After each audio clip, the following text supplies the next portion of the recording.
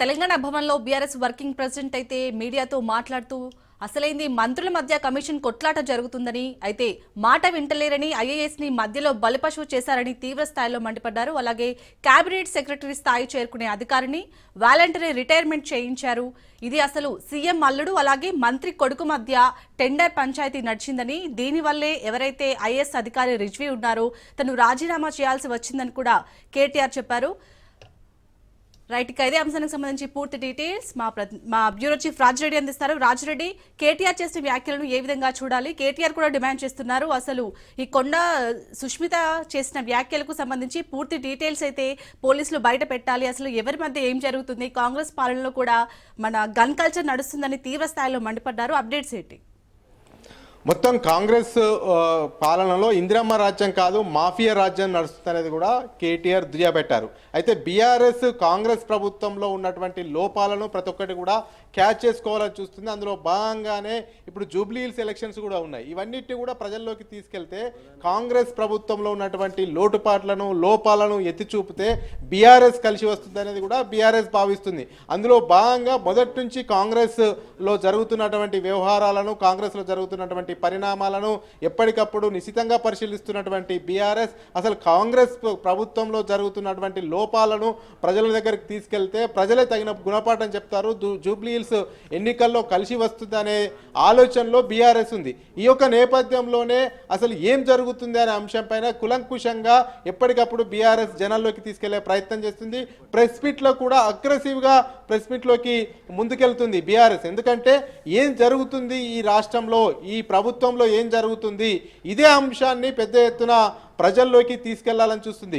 ముఖ్యంగా మొన్నటి వరకు జరిగినటువంటి అంశం ఏదైతే కొండ సురేఖ ఓఎస్జీ ఉన్నాడో సుమంత్, ఆ సుమంత్ వ్యవహారము, అదేవిధంగా డక్కన్ సిమెంట్ వాళ్ళని ఈ యొక్క గన్ పెట్టి బెదిరించే అంశం, ఇవన్నిటిని కూడా తీసుకెళ్తున్నారు. ఓవైపు ముఖ్యమంత్రి రేవంత్ రెడ్డి పైన, తన సోదరుల పైన సాక్షాత్తు మంత్రి తనయ సుష్మిత, కొండ సురేఖ తనయ చేసినటువంటి కామెంట్స్ను కూడా పెద్ద ఎత్తున వైరల్ చేస్తున్నారు. ఎందుకంటే కాంగ్రెస్ ప్రభుత్వంలో ఉన్నటువంటి లోపాలను ఎప్పటికప్పుడు బయట పెట్టడం, కాంగ్రెస్లో ఉన్నటువంటి అవినీతిని బయటకు తీసుకెళ్లడం ద్వారా బీఆర్ఎస్కు కలిసి వస్తుందని బీఆర్ఎస్ భావిస్తుంది. ఏ ప్రెస్ మీట్లైనా ఎక్కడ ఏ సభ జరిగినా కానీ బీఆర్ఎస్ నేరుగా కాంగ్రెస్ ప్రభుత్వ లోపాలపైనే టార్గెట్ చేస్తుంది. ముఖ్యంగా చూసుకున్నట్టయితే ఈ కొండ వివాదం అనేది పెద్ద ఎత్తున అగ్నికి ఆజ్యం పోసినట్టు బీఆర్ఎస్ ప్రజల్లోకి తీసుకెళ్తుంది. మొత్తానికి కొండ సురేఖ తన తనయ కొండ సుష్మిత పెద్ద ఎత్తున సంచలన కామెంట్ చేశారు. అసలు గన్ కల్చరు తీసుకొచ్చింది, గన్నును బట్టి బెదిరించింది.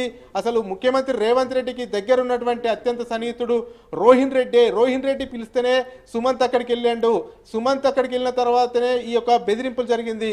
మరి రోహిన్ రెడ్డి కార్యాలయంలో ఇదంతా జరిగింది కదా, మరి రోహిన్ రెడ్డిని ఎందుకు అరెస్ట్ చేయరు, రోహిన్ రెడ్డిని ఎందుకు ప్రశ్నించరు? కేవలము బడుగు బలహీన వర్గాలైనటువంటి మంత్రిగా ఉన్నటువంటి కొండ సురేఖనే టార్గెట్ చేశారు. ముఖ్యమంత్రికి సంబంధించినటువంటి తమ్ముళ్ళ పైన కూడా అవినీతి ఆరోపణలు వస్తున్నాయి, వాళ్ళు కూడా బెదిరింపులకు పాల్పడుతున్నారు. అసలు వాళ్ళకు సెక్యూరిటీ ఎందుకు ఇస్తున్నారు? ముఖ్యమంత్రి కుటుంబ సభ్యులైతే వాళ్ళకు సెక్యూరిటీ ఇవ్వవలసిన అవసరం ఏంటి అనేది కూడా కొండ సుష్మిత కామెంట్ చేసినటువంటి పరిస్థితి. వీటన్నిటిని కూడా క్యాచ్ చేసుకునే ప్రయత్నంలో బీఆర్ఎస్ ఉంది. బీఆర్ఎస్ ఇదే అంశాన్ని పెద్ద ఎత్తున ప్రజల్లోకి తీసుకెళ్తుంది. అసలు మొత్తానికి గన్ కల్చర్ స్టార్ట్ చేసింది కాంగ్రెస్ ప్రభుత్వము, మొత్తం తుపాకులతో బెదిరిస్తుంది, మాఫియా నడుపుతున్నారు. అదేవిధంగా ఇందిరమ్మ రాజ్యం తీసుకొస్తా అని బెదిరింపుల రాజ్యం తీసుకొస్తున్నారు. కాంగ్రెస్ ప్రభుత్వంలో మొత్తం అవినీతి కుంభకోణము ఇదంతా కూడా రాజ్యం వెళ్తుంది. ముఖ్యంగా ఇప్పుడు ఉన్నటువంటి ఏదైతే రిజ్వీ ఎక్సైజ్ ప్రిన్సిపల్ సెక్రటరీ ఉన్నారో అతను కూడా వీఆర్ఎస్ స్థాయికి వీఆర్ఎస్ తీసుకోవడానికి వెళ్ళడానికి కారణం కూడా కాంగ్రెస్లో ఉన్నటువంటి మంత్రులు వేధించడం వల్లనే, అవినీతిని ప్రోత్సహించడం వల్లనే. ముఖ్యంగా ముఖ్యమంత్రి అల్లుడికి ఉన్న అదేవిధంగా మంత్రి కొడుకు ఈ యొక్క ఎక్సైజ్ టెండర్లో వచ్చినటువంటి ఈ వివాదం వల్లనే రిజ్వీ వీఆర్ఎస్ తీసుకోవలసి వస్తుంది. ఇదంతా కూడా కారణము మొత్తము ప్రభుత్వములో పూర్తిగా అవినీతి జరుగుతుంది, అవినీతి పేరుకపోయింది. ఎవరికి వారే ఇష్టారాజ్యంగా వ్యవహరిస్తున్నారు, ఐఏఎస్లను అప్రతిష్ట పాలు చేస్తున్నారు. ముఖ్యంగా ఐఏఎస్లను కూడా అవినీతికి పురిగొల్పుతున్నారు.